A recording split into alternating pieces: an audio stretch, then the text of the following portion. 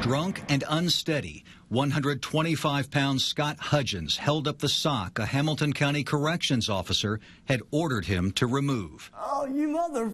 Are you serious? Oh, man! Hudgens says he had never seen the recorded beating he received at the Justice Center 2 years ago until we showed it to him. They did that to me? They did that to you? I mean, a 100-pound guy, drunk? Them dudes need to be... them people need to be fired. No one was fired. The 9 on Your Side I-Team discovered the Hudgens incident as part of a 5-month-long I-Team investigation of discipline in the Hamilton County Sheriff's Office. Our investigation reviewed video recordings of use of force incidents, audio recordings of interviews with witnesses, and an examination of roughly 2,000 documents, including personnel files, internal affairs investigations, and disciplinary actions in the Sheriff's Office. Records obtained by the I-Team show the Sheriff's Office had disciplined 14 current officers for violating the use of force policy since Sheriff Neal took office in 2013. 4 of them were suspended. 3 officers received written reprimands. 7 officers got counseling letters, the lowest level of discipline.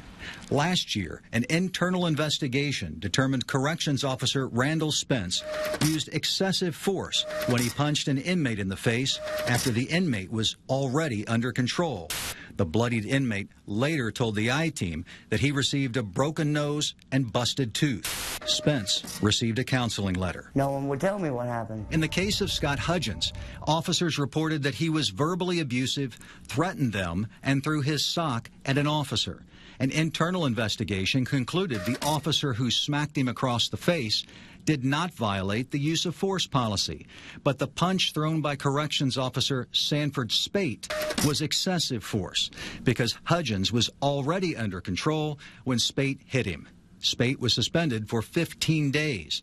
The disciplinary action filed in Spate's personnel file 5 months later reported that Hudgens was not injured. I was not injured. I was knocked plumb out. The Internal Affairs investigation report also noted that Hudgens wasn't hurt, even though a medical report included in the internal investigation revealed Hudgens was cut and bruised. I think I got hurt pretty good. When excessive force is used, it's critically important to hold the officers accountable. The I-Team shared our findings with civil rights attorney Al Gerhardstein. He did not represent anyone identified in the incidents mentioned in this story.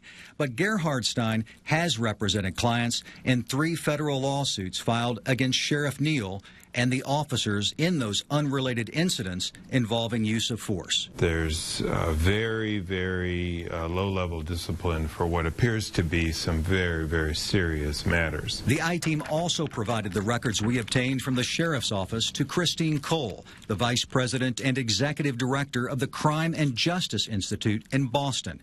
She is a nationally recognized expert on law enforcement best practices. I was able to look at a videotape. That video, recorded at the Justice Center 9 months ago, shows Corrections Officer Jason Mize pushing a 61-year-old inmate headfirst into a concrete half wall. An internal affairs investigator described the victim as frail. Mize, on the other hand, was praised by supervisors for, quote, looking good in his uniform and for being extremely fit. After the inmate fell, Mize slammed the cell door so hard it didn't close. Then he left the inmate moaning on the floor of the cell. Records show the inmate was bleeding profusely from his head and had a broken hip. He was treated by a nurse and taken to the hospital. It looks as if it's a pretty egregious use of force case. The internal investigation determined Mize lied about the incident and used excessive force. Internal records show Major Charmaine McGuffey, the commander of the Court and Jail Services Division, wanted Mize arrested and fired. It was the 4th time the Sheriff's Office determined Mize had violated the policy involving force. In 2008, the Sheriff's Office determined Mize was too aggressive when he punched an inmate in the face. Mize received a counseling letter. 2 months later, he was laid off. Former Sheriff Simon Lease recalled Mize in March 2011. In 2012, records show Mize violated use of force policy again. A lieutenant mentioned Mize's patterns that were cause for concern, but Mize still received another counseling letter. In 2013, after Neal became sheriff, records show Mize hit an inmate with 6 to 7 knee strikes, including several to his head, injuring the inmate. Mize was suspended for 3 days. The agency has a responsibility to deal with these things in a consistent, predictable, timely fashion, and I don't think they've lived up to their responsibility. The sheriff's office referred the 2016 pushing incident to the Hamilton County Prosecutor's Office, but prosecutors declined to present the case to a grand jury. Mize resigned on February 25th. I wonder why my face hurt. I wonder why my ribs hurt. You know, no one would tell me. For victims of excessive force, the most basic question is why. I did not do nothing to deserve that. I handed a sock to the man. Sheriff Neal declined to be interviewed for our report. In a statement, he said, "We take all disciplinary matters very seriously, and we feel we reach the appropriate level of discipline." The sheriff's office says former corrections officer Jason Mize was in the discipline process when he resigned. Mize did not respond to requests for a comment. The prosecutor's office also declined to comment on why it didn't present evidence to a grand jury on the most recent incident involving Mize. The officers found to be in violation of Sheriff Neal's use of force policy referred us to an attorney who also declined to comment on their cases.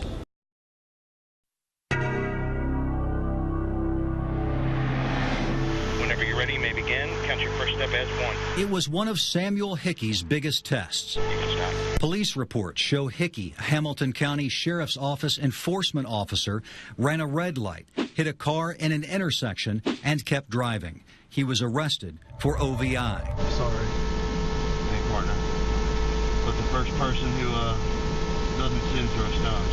You know, I'll get you out of here as quick as I can. This was 2015. Hickey pleaded no contest to OVI. Sheriff Jim Neal did not suspend him. Nobody's hurt. Hickey is one of 5 Hamilton County Sheriff's deputies who have been charged with OVI since Sheriff Neal took office in 2013. One of them was suspended. 4 received written reprimands, a low-level disciplinary action that doesn't require unpaid time off. 3 deputies have been charged with OVI twice. Let me do your hand. Corrections Sergeant Justin Hunt was arrested just a few weeks ago on his second OVI charge within the last 3 years. His citation shows he was going 78 miles an hour, 23 over the speed limit. Come on. Come on. Hunt has pleaded not guilty. The sheriff's office has not disciplined him yet.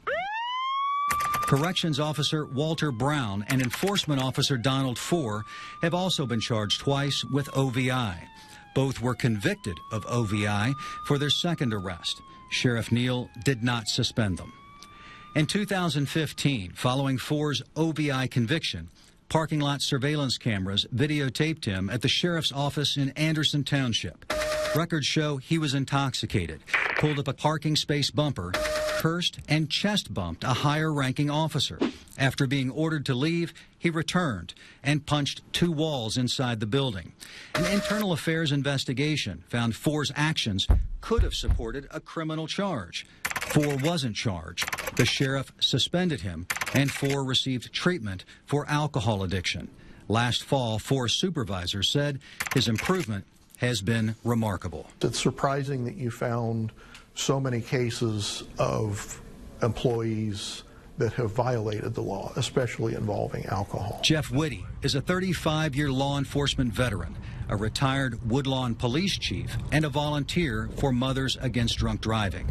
Whitty says when police are arrested for OVI, they should be suspended. This is very concerning to me. The I-Team also showed Whitty sheriff's records that reveal Corrections Officer Kenneth Payne drove to work intoxicated twice in 2015.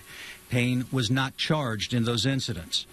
Payne was suspended for 3 days for the second incident, placed on administrative leave, and received treatment for alcoholism. After that, records show Payne failed to report for work and blamed a relapse for it. A supervisor called Payne a huge liability, adding that it may be in the best interest of the department to terminate his employment. Instead, the sheriff gave Payne a 3-day paper suspension. 7 months after that, records show Payne was intoxicated at work for a third time and was suspended for 10 days. It was difficult to go through and look at this. A year ago at Froggy's in Murrow, Deputy Bobby Caldwell told police he was intoxicated, disorderly, and had 2 knives, and that they should arrest him. One officer told Caldwell an arrest would hurt Caldwell's law enforcement career as a Hamilton County deputy. But according to the police report, Caldwell said, "It's Hamilton County. I won't get fired."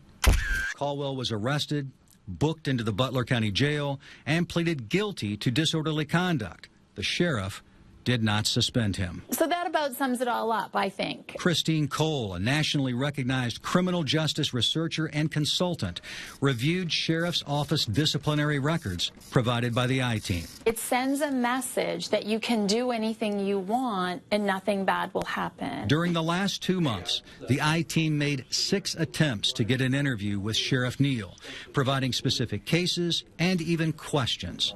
He declined and issued a brief statement saying that he takes discipline seriously and believes the sheriff's office reaches the appropriate level of discipline. Why don't you sit down and talk to us about the way you discipline officers? You've been provided with a comment. On Monday, we made one more attempt to interview the sheriff after he met with the Hamilton County Commission. Sheriff, you have 2 officers who have been charged with OVI twice. You refuse to suspend them. Why? You've been provided with a comment. We followed Sheriff Neal down 5 flights of stairs. You've been provided with a comment. And out the door. Sheriff, why don't you sit down and talk to us about these decisions that you've made, why you made them, and why you think this was in the best interest of not only the sheriff's office, but people in Hamilton County. Why won't you do that? I provided you with a comment on the matter. It's really hard for the community to trust the police if the police can't even trust the system in which they work to be consistent and just and have integrity. And it seems to me that there's a lack of that in this agency. I provided you with a comment. But Sheriff Neal was consistent with his response to our questions. I provided you with a comment. He gave the same answer 16 times in a row. Sheriff, are you going to say anything today other than you provided me with a comment? I did. I provided you with a comment.